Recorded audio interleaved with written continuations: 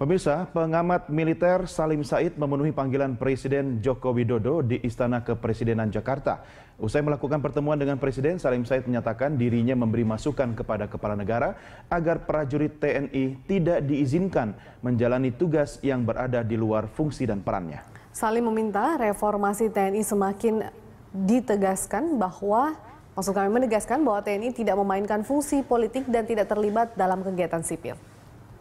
Saya mengingatkan Bapak Presiden bahwa reformasi kita ini salah satu hasilnya adalah TNI kita tidak lagi memainkan peranan politik. Dia kembali menjadi profesional. Oleh sebab itu saya mengharap kepada Bapak Presiden agar mengingatkan aparat Bapak Presiden jangan merayu-rayu tentara untuk mengerjakan pekerjaan sipil.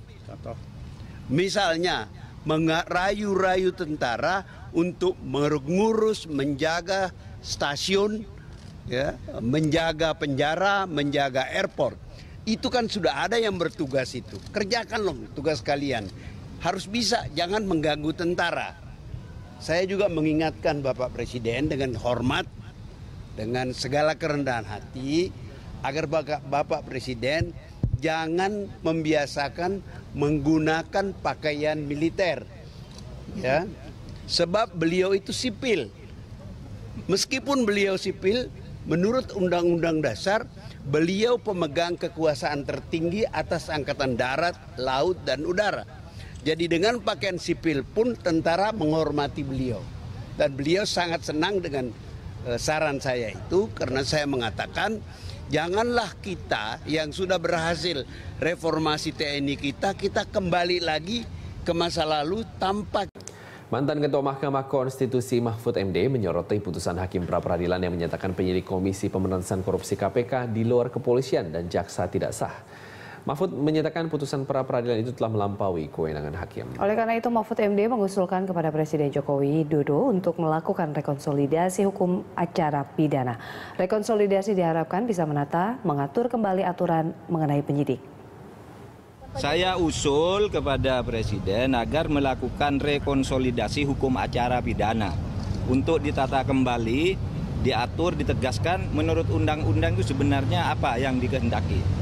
Apakah hukum-hukum khusus untuk hukum acara itu tidak boleh atau tidak? Menurut saya tetap harus boleh, karena dimanapun boleh penyidik sipil itu menurut bidangnya masing-masing. Peradilan militer itu penyidiknya bukan jaksa lah, bukan polisi lah, dan itu berlaku sudah puluhan tahun. Komnas HAM itu bisa menyelidik, dan itu sudah berlaku. Itu lagi batal semua. Nah, oleh sebab itu saya mengusulkan ada perbedaan memandang hukum sebagai norma dan hukum sebagai peristiwa. Kalau hukum sebagai norma itu bukan diadili oleh pengadilan negeri, tapi diadili oleh Mahkamah Agung. Kalau hukum sebagai Mahkamah Konstitusi, kalau hukum sebagai norma. Tapi kalau hukum sebagai kasus, itu ya pengadilan. Wakil Presiden Yusuf Kala pun angkat bicara terkait insiden perkelahian melibatkan anggota TNI. JK menekankan perlunya penerapan disiplin bagi anggota TNI. JK mengingatkan anggota TNI untuk menghabiskan waktu rekreasinya dengan hiburan yang lebih bermanfaat dibandingkan mengunjungi bar. Sejak dulu kan itu pertama disiplin lah. Kalau selalu insidennya terjadi di kafe, berarti kan janganlah tentara disiplin lah. Ada waktunya hiburan yang tak usah pergi hiburan yang barbar gitu kan. Harus bertanggung jawab ya Pak ya? Hah? Iya, hiburan penting, tapi artinya hiburan rekreasi yang baik lah. Nanti jangan berkelahi pula di situ lah. Selamat malam pemirsa, dan Jen Kopassus telah menyampaikan permohonan maaf atas bentrokan yang melibatkan anggotanya dengan 17 personel TNI Angkatan Udara.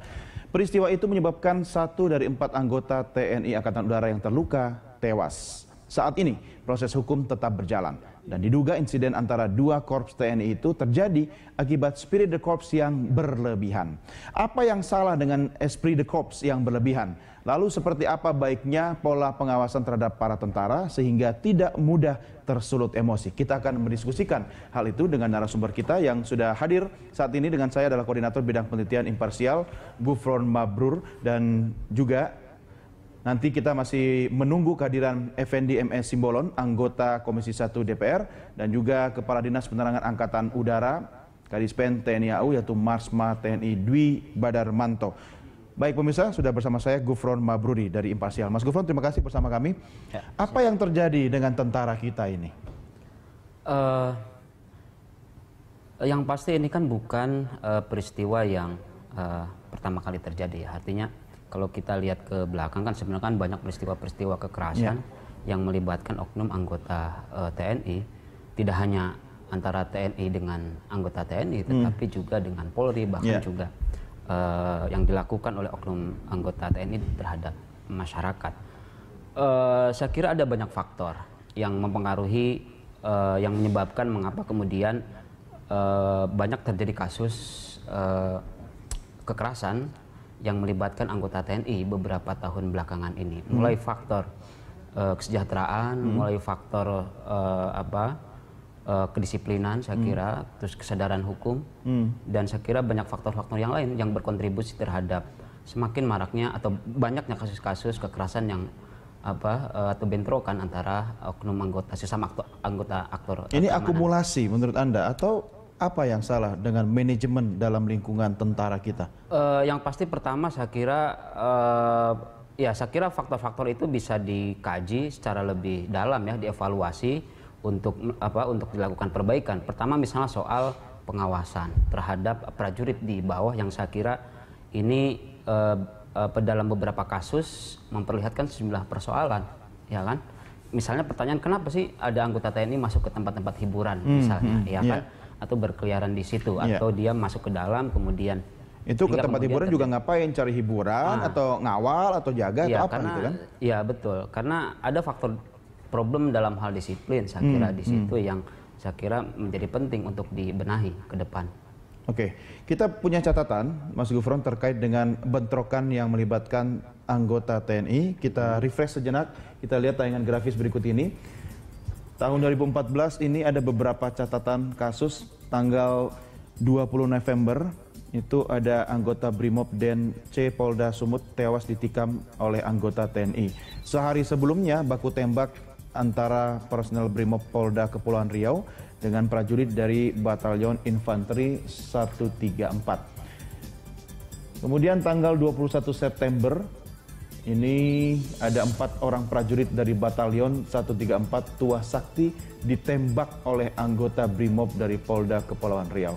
Dan di bulan Agustus ada bentrok anggota Brimob Cipanas Cianjur dengan prajurit TNI dari Batalion Armet Cianjur.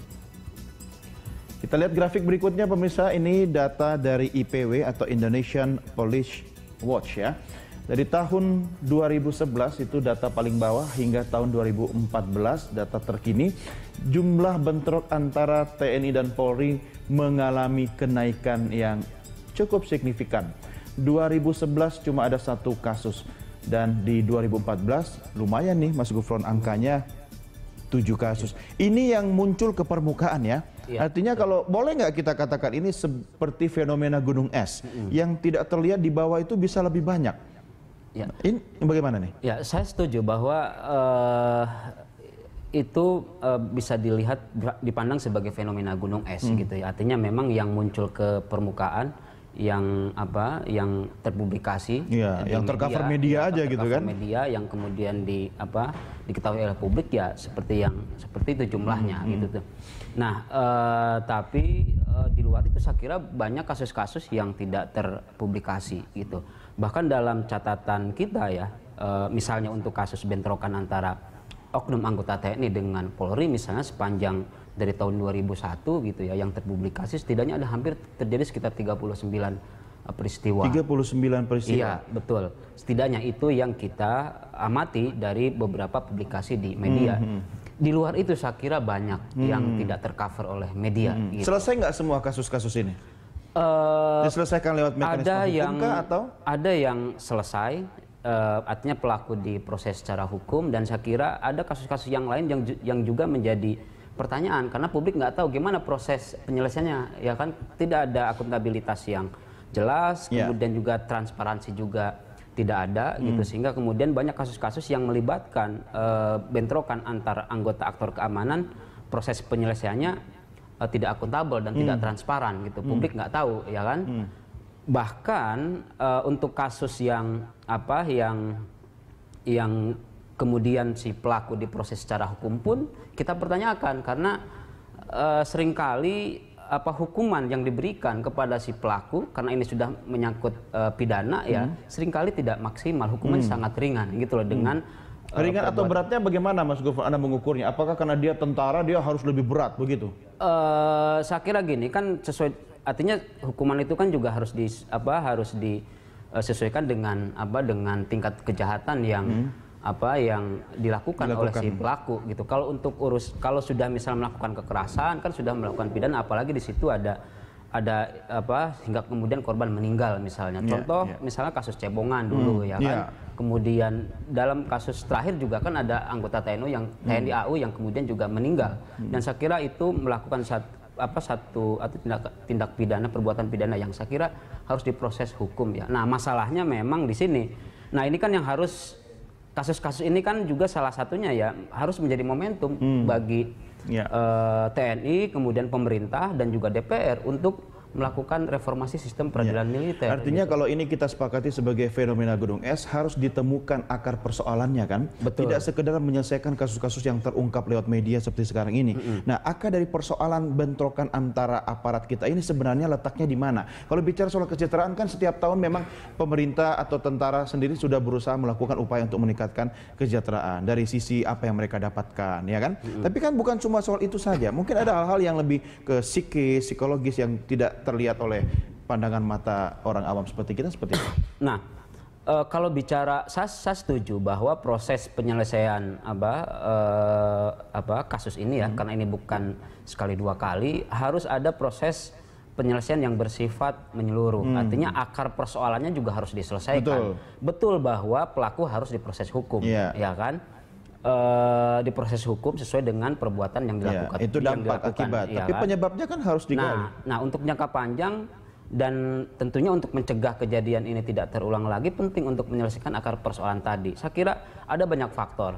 Memang persoalan kesejahteraan itu ya bukan faktor satu-satunya. Ada faktor soal disiplin, saya kira yang dan ini juga kaitannya dengan soal pembinaan, ya kan? Yang saya kira ini penting untuk dilihat lagi, gitu kan, oleh otoritas di dalam TNI dan juga otoritas yang lain gitu ya. Kemudian juga soal kontrol terhadap terhadap prajurit misalnya. Kemudian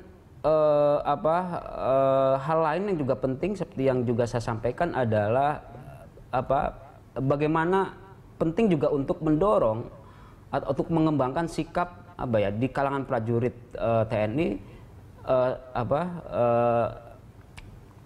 kesadaran terhadap hukum lah, saya kira. Yang ini juga penting untuk jadi catatan gitu loh. Iya, ini biasanya kalau kita sudah bicara kesatuan ya, tentara baik polisi atau tentara, ini esprit de corps-nya ini kan sangat kuat begitu kan. Tapi menerjemahkan semangat dalam korps ini yang mungkin terlalu berlebihan sehingga ada beberapa kasus terjadi. Saya akan ajak Anda dan pemirsa juga kita melihat grafis berikut ini. Apa yang membuat kecenderungan TNI gampang bentrok? Ini adalah statement dari pengamat militer dari Unpad yaitu Muradi. Yang pertama diantaranya menyangkut jiwa korsa. Yang kedua yaitu menyangkut taliwang. Ini kan soal aset bisnis gitu kan.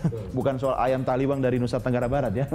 Kemudian berkaitan dengan inferioritas atau sikap rendah diri terutama secara ekonomi.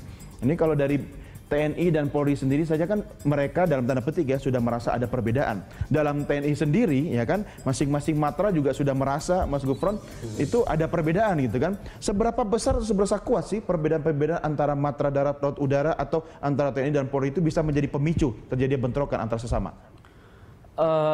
Saya kira faktornya bukan, kalau menurut saya bukan karena perbedaan misalnya ini matra darat gitu ya, kemudian ini matra udara, kemudian ini matra laut misalnya, atau misalnya ini TNI kemudian ini polisi gitu. Nah, yang perlu ditelusuri saya kira faktor-faktor yang kemudian yang tadi misalnya disebutkan, misalnya soal ekspresi dari jiwa korsa yang keliru gitu, yang seharusnya itu dimanifestasikan dalam bentuk misalnya implementasi profesionalisme dari prajurit TNI misalnya dalam bentuk pelaksanaan tugas-tugas yang diemban misalnya untuk melindungi melindungi masyarakat, atau tapi juga ada faktor misalnya salah satunya misalnya ada kaitan dengan soal kontestasi misalnya perebutan ruang-ruang bisnis misalnya di sejumlah daerah. Ini urusan perut ini ya? Betul, urusan perut gitu kan. Kemudian juga ada faktor misalnya soal disiplin. Saya kira memang ada banyak faktor, dan ini yang saya kira proses penyelesaiannya harus juga harus menyeluruh, nggak bisa kemudian parsial ya.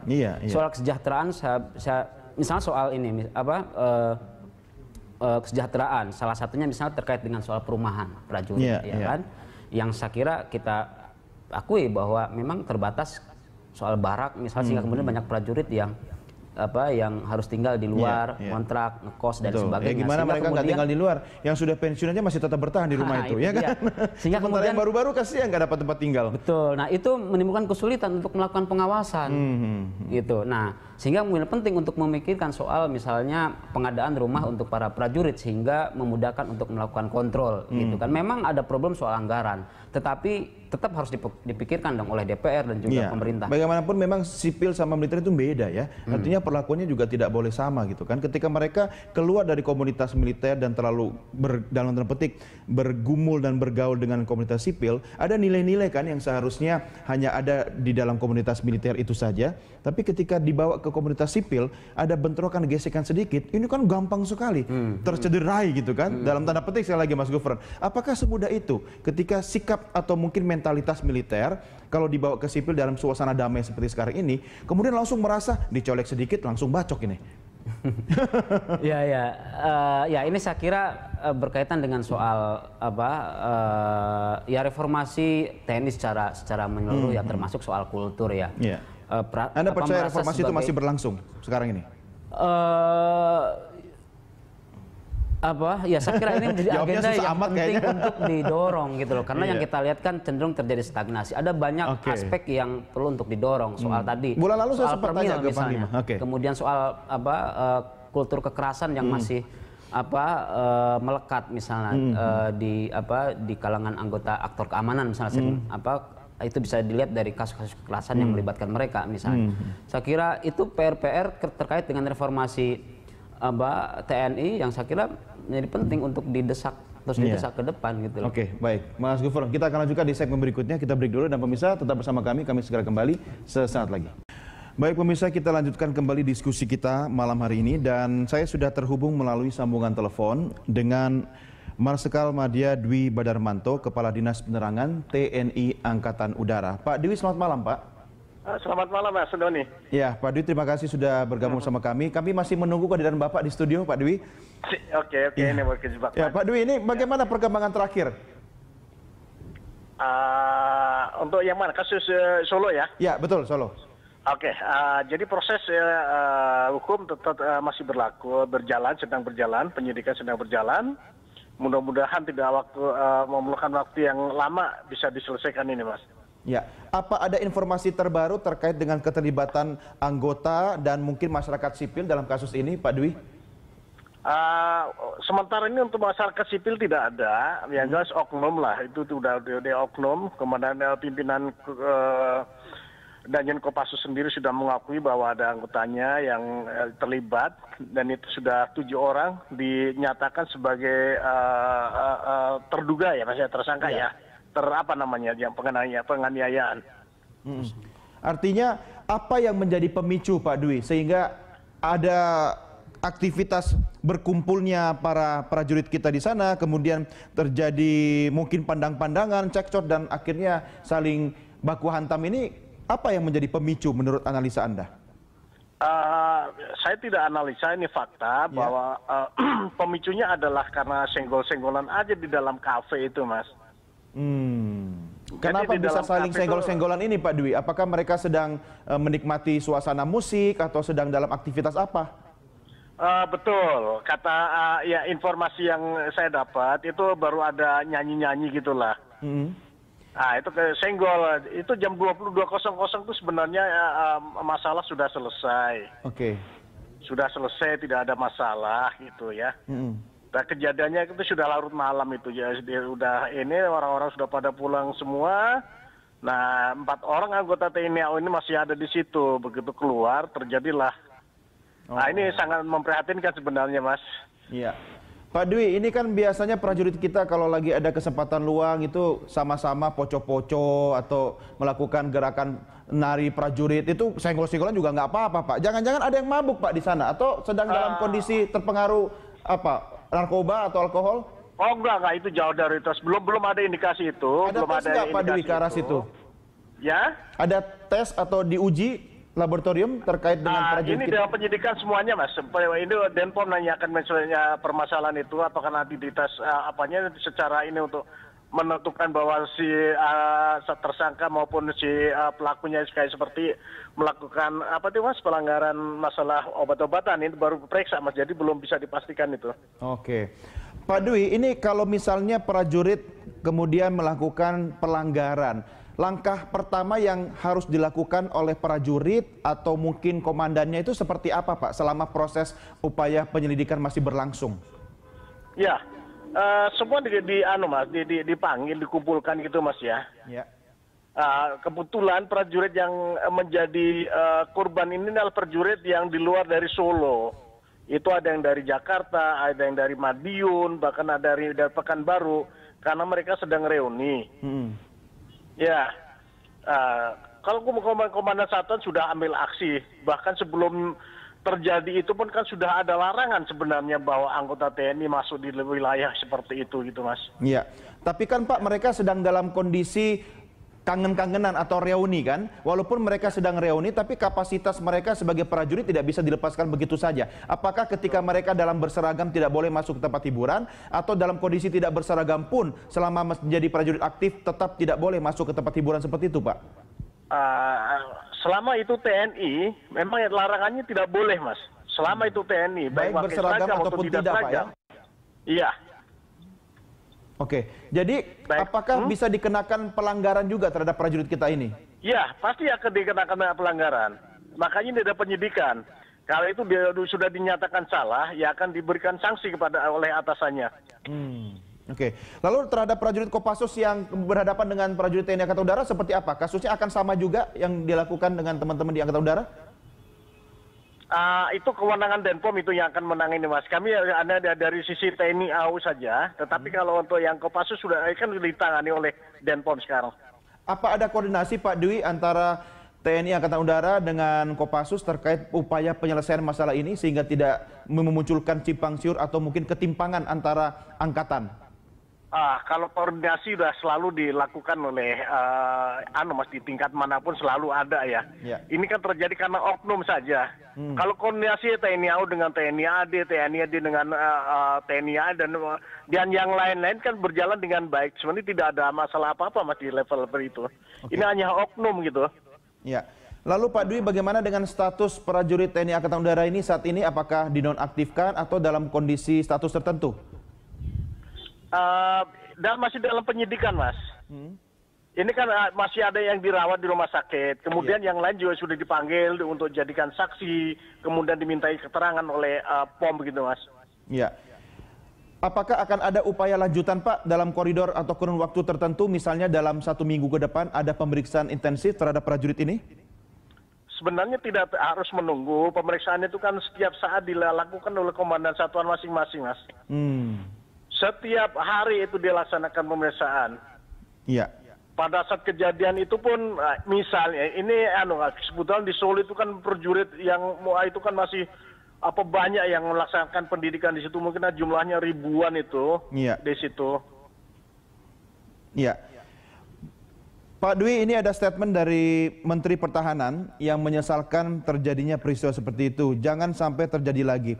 Masa tentara berbuat tidak baik? Ini sebenarnya sangat normatif, Pak. Anda punya komentar terkait dengan statement Menteri Pertahanan ini? Betul, itu saya setuju sekali. Pasti kami mendukung apa yang dikatakan oleh Bapak Menhan.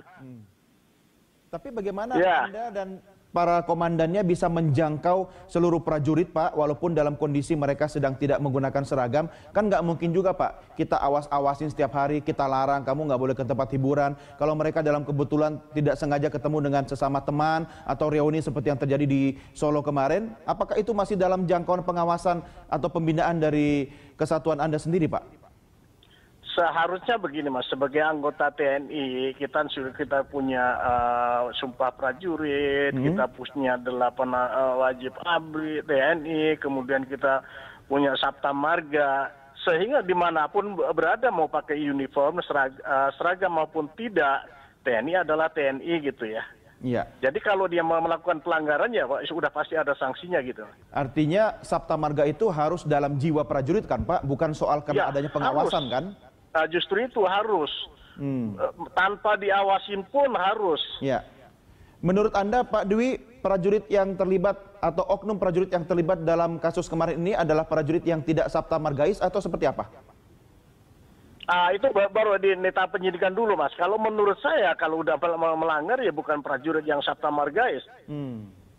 Sanksi yang paling tinggi apa, Pak Dwi? Nah, itu bergantung dari derajat kesalahannya. Ya. Kalau yang paling tinggi apakah bisa diberhentikan, dicopot dari ketentaraan? Itu bergantung nanti tingkat kesalahannya itu, Mas. Bisa saja sanksi itu diperoleh gitu ya. Iya, baik. Baik, Pak Dwi, kita akan lanjutkan di segmen berikutnya. Kami masih berharap Bapak bisa bergabung bersama kami. Dan tetap bersama kami, Pak Dwi. Pemirsa, kami segera kembali untuk melanjutkan diskusi kita sesaat lagi. Tetap bersama kami di Prime Time Talk. Kita lanjutkan kembali diskusi kita malam ini, pemirsa, kenapa sampai terjadi bentrok antar tentara kita, ya. Dan masih bersama kita di studio yaitu Gufron Mabruri, Kepala Riset Imparsial, dan sudah bergabung juga di studio anggota Komisi 1 Dewan Perwakilan Rakyat Republik Indonesia, Effendi M.E. Simbolon. Mbak Effendi, terima kasih sudah berjuang dan sampai ke studio. Kita juga masih terhubung dengan Kepala Dinas Penerangan TNI Angkatan Udara melalui telepon, yaitu Mas Madwi Badarmanto. Bapak-bapak sekalian, sebelum kita lanjutkan diskusi kita, saya mengajak Anda untuk melihat tayangan grafis berikut ini. Ini adalah pernyataan dari Menteri Pertahanan Ria Mizat Triakudu yang menyesalkan kenapa bisa terjadi seperti itu. Jangan sampai terjadi lagi. Masa tentara berbuat tidak baik, ya. Kemudian masih pernyataan dari Menteri Pertahanan, nanti Provos bisa bertugas di dalam dan di tempat-tempat hiburan, melarang anggota TNI masuk. Nah, ini juga perlu didiskusikan, ini ditugaskan atau apa gitu kan. Sementara Menko Polhukam Tejo Edi menyatakan ini juga harusnya ada kontrol dari pimpinan, ada kontrol dan membina bawahannya agar tidak seperti itu. Inilah pentingnya pembinaan satuan.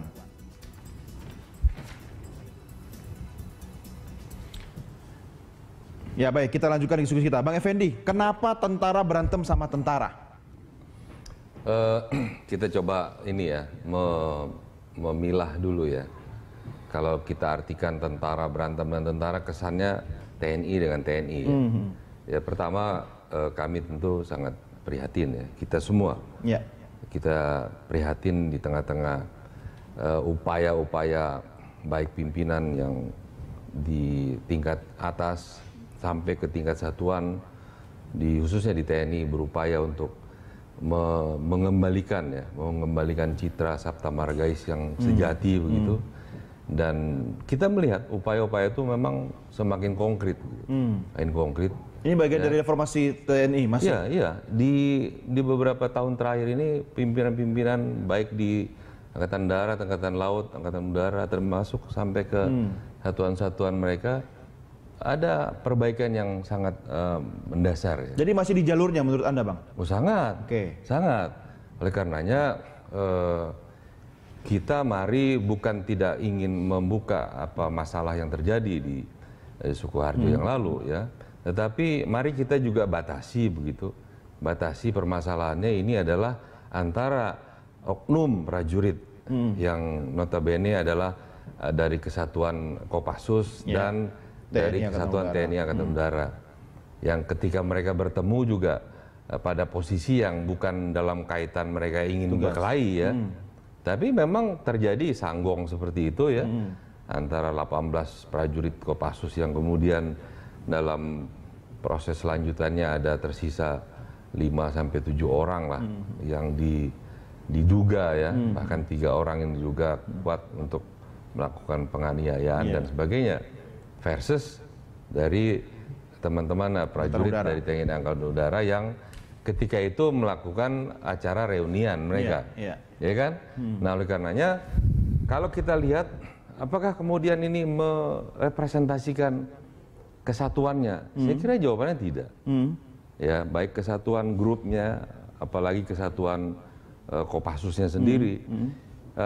Tapi soal esprit de corps yang berlebihan bisa tampak nggak pada saat ini? Tidak ada esprit de corps.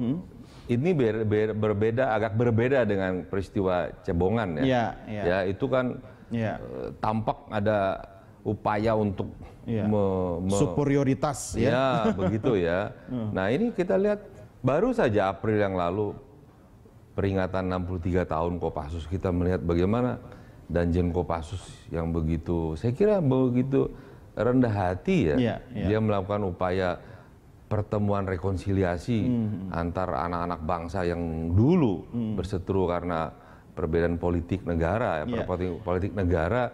Kemudian Kopassus berada di depan untuk melakukan bela negara. Kemudian setelah negara tidak menyatakan lagi mereka musuh, mereka akhirnya merangkul dan itu tidak mudah. Tapi Bang Effendi, statement Anda tadi kan bukan mengamini bahwa kalau prajurit atau oknum prajurit yang bergesekan wajar ada berkelahi seperti itu kan? Nah, oleh ini kan bisa terjadi pada siapa saja, kebetulan memang prajurit gitu. Oleh karenanya saya mengingatkan bahwa Kopassus kan ribuan prajuritnya, ya.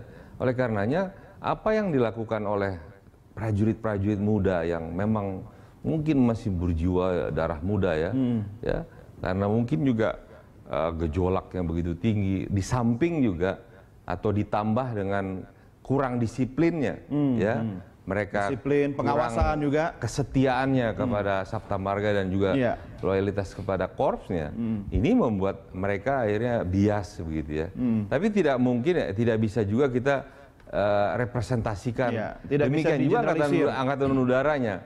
Apalagi kita melihat, kalau lihat CCTV-nya kan tidak ada pukulan balasan gitu ya dari prajurit angkatan udara yang notabene memang mereka bukan pasasnya misalnya yang memang kualifikasinya setara begitu. Mereka kan umumnya yang dari Denma dan umumnya yang staff ya. Jadi perseteruan fisik ini saya kira harus kita kita buat satu posisi yang tersendiri ya.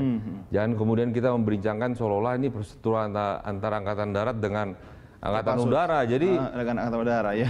Beritanya menjadi seksi memang. Ya.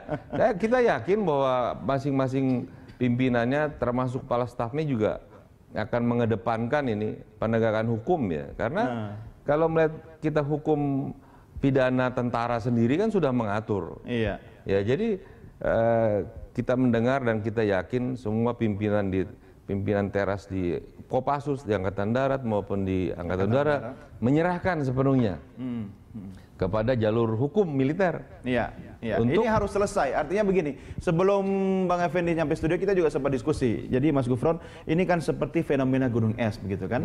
Ini jangan sampai sekedar karena ini tercover oleh media kemudian jadi seksi begitu, tapi tidak menyentuh ke akar persoalan. Sebenarnya sejatinya Mas Gufron, apa yang harus dilakukan oleh masing-masing panglima, komandan, sehingga prajurit kan tinggal ngikut begitu kan.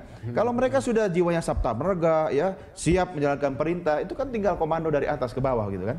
Ya, untuk menyelesaikan berbagai persoalan ya terkait dengan kasus-kasus bentrokan yang melibatkan oknum, baik itu oknum TNI dengan oknum TNI ataupun misalnya oknum TNI dengan aktor keamanan yang lain, saya kira memang ini bukan menjadi tanggung jawab dari TNI semata ya, karena faktornya sendiri misalnya banyak seperti yang saya sampaikan tadi gitu. Jadi bukan berarti lepas tanggung jawab kan? Betul. Otoritas di dalam TNI tidak bisa bertanggung jawab, tidak bisa misalnya lepas tanggung jawab terkait dengan persoalan tersebut.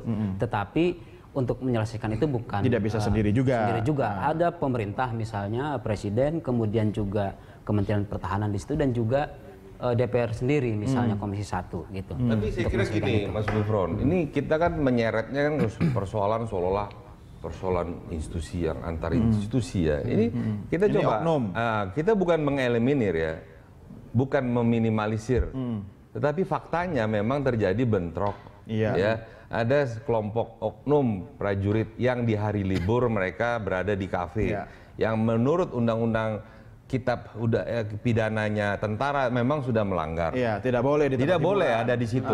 Ya, mau sampai jenderal gitu tidak kan? boleh di sana. Mau dia lagi reuni itu atau satu tidak hal bertugas salah, ya kan? Kemudian kesalahan berikutnya tentu kita melihat juga penganiayaan yang mengakibatkan ya sampai korban meninggal, bahkan sekarang ada yang krisis, yang kritis di rumah sakit. Nah, mari kita melihat persoalan ini kan kriminal yang dilakukan oleh oknum TNI. Tidak ada sebenarnya persoalan. Penyelesaiannya mudah sebenarnya kan, lewat mekanisme hukum kan? Iya, makanya saya lihat, saya salut. TNI khususnya Kopassus langsung menyerahkan. Ya, mereka tidak kemudian ya seperti peristiwa yang lalu-lalu kemudian ditutup-tutupi gitu ya. Langsung menyerahkan ke. Tapi mungkin Bang Effendi, Mas Gofur, kita juga harus tahu apa strategi komunikasi yang dilakukan oleh Angkatan Udara. Pak Dwi masih bersama kami lewat telepon. Mungkin Pak Dwi begini, ada pendekatan yang berbeda yang dilakukan ketika TNI berhadapan dengan sipil, pola komunikasi, pendekatannya itu berbeda. Kalau sesama prajurit, apa yang bisa dilakukan dengan cara berbeda, Pak Dwi? Begini Mas, TNI itu kan punya bahasa yang sama sebenarnya gitu ya. Bahasanya TNI mau di matra darat, mau matra udara, tetap mempunyai bahasa yang sama gitu. Betul. Ya. Nah, ini kan terjadi karena oknum ya. Kalau saya simak apa yang disampaikan Bang Effendi Simbolon itu betul sekali. Itu hanya oknum. Nggak bisa kita generalisir kalau itu TNI AU dengan TNI AD, tidak bisa. Gitu lah, Mas. Tapi bisa nggak Pak Dwi mencerminkan bahwa ada yang salah dalam pola pembinaan prajurit kita? Itu perlu dikaji juga, Mas. Karena itu kan hanya sebagian kecil. Ya, bagian kecil sekali. Halo? Iya, silakan Pak. Tapi kalau kasus ini kecil bukan berarti tidak, dalam tanda petik kalau pinjam istilah Bang Effendi, ini seksi dari pemberitaan, tapi kan bisa berdampak snowball effect juga Pak kepada prajurit yang lain kalau tidak ditangani dengan baik akar persoalannya. Oke, justru itu. TNI AU sendiri itu menyerahkan kepada hukum. Silakan di jalur hukum. Sudah, dengan jalur hukum itu akan menyelesaikan permasalahan ini. Selanjutnya atau sebelumnya sudah ada penekanan dari pimpinan. Tadi juga disebutkan oleh siapa yang dari imparsial. Itu sudah bahwa itu mau pakaian dinas maupun tidak dinas, hari libur atau tidak hari libur, memang itu sudah ada larangan bahwa anggota TNI harus tidak boleh mendekati daerah-daerah tersebut. Betul. Oke. Baik, Pak Dwi, apa yang bisa Anda sampaikan kepada pemirsa? Ada target khusus untuk penyelesaian kasus ini nggak? Semuanya serahkan kepada hukum. Sekarang sudah ditangani oleh Denpom. Ya. Ada koridor semuanya waktu, diserahkan oleh Denpom. Ya. Ada koridor waktu kira-kira kapan akan selesai semua? Semuanya punya target secepatnya. Iya. Tapi pasti selesai kan Pak? Tidak hilang atau hangus begitu saja kan? Tidak. Nanti bisa dicek ke saya. Ya, Anda bisa jamin Pak Dwi ya? Ya, saya jamin, karena ini proses sudah mulai. Iya, baik. Ya. Baik, Pak Dwi terima kasih sudah bergabung bersama kami Pak. Semoga persoalan ini cepat selesai Pak. Oke Mas Doni, terima kasih. Terima kasih, selamat malam. Salam hormat buat semuanya. Ya, baik, selamat malam. sudah bersama kita Kepala Dinas Penerangan Angkatan Udara, Mas Madwi Badarmanto. Bang Effendi, Mas Gufron, ini harus selesai ya. Kalau tidak selesai, nanti akan muncul berita-berita seksi yang lain, tapi tidak menyentuh ke akar persoalan gitu kan. Bagaimana Anda mensikapi soal ini, Bang? Jadi begini, bukan hanya kita, para pimpinan termasuk seluruh prajurit dan keluarganya pun mereka yang paling berkepentingan agar ini bisa dibawa ke pengadilan militer. Tuntas gitu ya, kan? Bukan menyelesaikan kemudian seolah-olah stigma zaman dulu ya, selesaikan kemudian secara adat begitu ya. Di bawah meja. Ya, ini semua political will dari baik Pak. Tapi semangat menyelesaikan persoalan bukan balas dendam kan? Siapa yang bisa mengawal soal Tidak ada yang balas dendam. Kalau balas dendam saya kira sekarang sudah tidak ada ya. Sudah tidak ada tren seperti itu. Ya, ini sekarang artinya setiap prajurit siapapun dia, karena apapun, ya, kemudian tersangka oleh sebuah kasus seperti ini, itu mereka akan diantarkan ke pengadilan. Ya. Dan biarlah nanti para hakim militer yang memutuskan.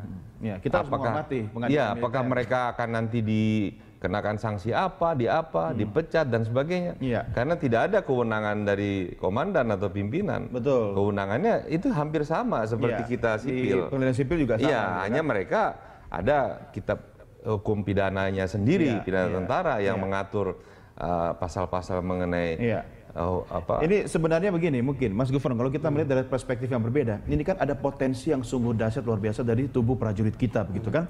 Apa kita kena kurang perang aja kali ya? Kalau perang Amerika itu bikin perang di mana-mana, bukan di negaranya loh, Bang, ya kan? Jadi tentara itu ada kerjaan gitu kan? Zaman Pak Harto ada ABRI masuk desa. Lah sekarang mereka bingung mau ngapain? Negara sudah damai gitu kan, tentram. Akhirnya energi yang oke ini senggol sedikit, wah langsung marah. Ada analisa soal itu nggak? Ya, saya kira ya tugas tentara ya setiap harinya melakukan latihan dan betul, latihan mereka memang dibentuk untuk itu begitu kan, bukan dalam kondisi damai begitu kan. Artinya meskipun kemudian hari ini artinya dalam kondisi damai, kemudian juga tidak ada ancaman militer yang harus ditangani oleh TNI misalnya, itu kan tidak kemudian menjustifikasi bahwa prajurit TNI, oknum prajurit TNI kemudian melakukan satu tindakan yang di luar fungsi dan tugasnya ya, apalagi kemudian itu ujungnya perbuatan pidana misalnya. Saya kira itu. Jadi kita melihat ini kan paradigma selama ini terhadap Kopassus itu kan mereka kan sangar begitu ya. Dan saya lihat ketika dipimpin oleh Mayor Jenderal Doni ya, belum 1 tahun dia sudah berani secara evolusi itu ya, dari 3M menjadi 3S gitu ya. Ya, dari kemarin sapa, senyum, salaman gitu ya. Dan ini sedang ongoing proses gitu. Iya. Maka ini ada kerikil kecil aja ini. Bukan kerikil sebenarnya. Ini justru menurut saya luka ini ya. Jangan kita anggap kerikil. Kalau kerikil jadi momentum kan. Kalau kerikil kan seolah-olah ya, itu selang pandang lah, udah nggak ada masalah. Ini pasti akan mendalam ini. Oleh karenanya saya percaya bahwa mereka akan menegakkan. Regulasi yang dibuat sudah cukup belum? Cukup. Bagaimana? Cukup. Anda setuju nggak soal itu? Kaitannya dengan soal proses penghukuman terhadap prajurit TNI yang oknum prajurit TNI yang melakukan tindak pidana, saya kira perlu ada pembaharuan ya kaitannya dengan reformasi sistem. Apanya yang diperbarui? Terkait dengan soal perlu ada misalnya jangan tiba-tiba ada kasus ini langsung melakukan perubahan regulasi. Nanti ada kasus kecil saja, mungkin kita belum implementasinya belum secara menyeluruh. Bukan cuman soal itu ya. Artinya argumen kita mendorong reformasi peradilan militer dalam artian bahwa bahwa oknum anggota TNI yang melakukan tindak pidana secara ideal kan dia seharusnya kemudian diadili di pengadilan umum, bukan kemudian militer, kecuali misalnya kaitan dengan soal disiplin gitu. Argumennya bukan cuma soal bahwa ada kasus ya kan, ada kasus semacam ini misalnya kemarin bentrokan antar oknum anggota TNI misalnya Kopassus dan TNI AU yang kemudian ada korban meninggal, ataupun misalnya bentrokan dengan Polri misalnya, oknum Polri. Saya kira bukan cuma soal itu. Ini juga misalnya berkaitan dengan soal prinsip persamaan di hadapan hukum misalnya. Kan ada proses yang menempatkan karena misalnya TNI yang melakukan pidana misalnya diadili di pengadilan militer ya kan, sehingga kemudian muncul kesan bahwa ada privilege gitu kan terhadap oknum anggota TNI. Justru gitu. memang hanya hukum militer yang bisa menjangkau mereka, orang militer gitu kan. Jadi harus diselesaikan dengan cara menurut aturan militer begitu kan? Ya sejauh itu kaitannya dengan soal disiplin tapi kalau sudah Anda sendiri tidak percaya bahwa hukum militer tidak bisa menjangkau atau mungkin menganggap karena ada privilege sehingga melindungi anggotanya sendiri begitu? Ya, dari fakta-fakta yang kita lihat ya, kasus-kasus yang itu melibatkan oknum anggota TNI, saya kira tidak selesai atau banyak hal yang kemudian menjadi pertanyaan soal transparansi. Ini satu hal lain, tapi satu pekerjaan rumah. Tapi kalau sudah di track yang benar, Artinya pastinya harus ada pengawasan juga kan. Bang Effendi, Mas Gufron, saya minta Anda memberikan closing statement. Mungkin tidak akan selesai dalam waktu 1 hari kasus ini, tapi kalau sudah mengarah ke situ harus ada beberapa upaya perbaikan. Langkah utama apa yang bisa dilakukan oleh wakil rakyat kita? Ya, kita melihat bahwa undang-undangnya memang sudah cukup ya. Undang-undang TNI, Undang-undang Pertahanan Negara, termasuk Undang-undang KUHP-nya tentara sendiri ya, termasuk ada peraturan-peraturan kesatuannya sendiri ya. Sudah cukup lah ya, dan sudah aman. Kita harus melihat bahwa karakteristiknya Kopassus dengan TNI AU yang kebetulan kemarin itu mereka oknum dengan oknum itu bentrok ya, bentrok di urusan pribadi sebenarnya itu kan berbeda. Beda, betul. Ya, ini memang tentara yang sama militer aja beda gitu kan, berbeda militer ya kan, sipil gitu kan. Jadi tingkat emosionalnya juga berbeda ya. Kita bisa lihat kan tidak ada pukulan balasan dari TNI AU-nya ya. Betul. Mereka sepertinya ada superior dengan inferior gitu ya, yang terasa ketidakadilan gitu.